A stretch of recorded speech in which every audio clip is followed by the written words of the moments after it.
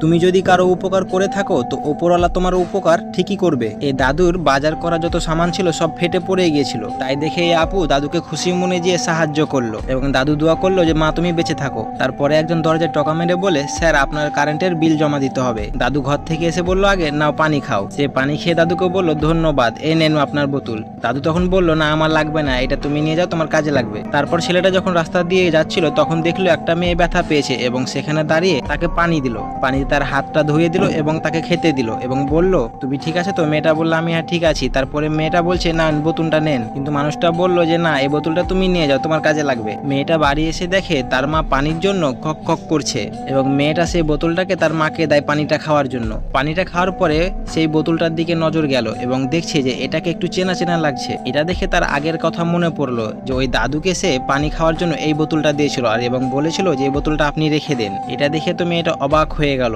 এবং ভাবলো যে আজ এই পানিটা আমার জান বাঁচালো। তাই বলি, তুমি কারো সাহায্য করলে ওপরওয়ালা তোমার ঠিকই সাহায্য করবে, কারো না কারো হাত দিয়ে। ভিডিওটা কেমন লাগলো অবশ্যই বলে যাও, লাইক শেয়ার করে দিও।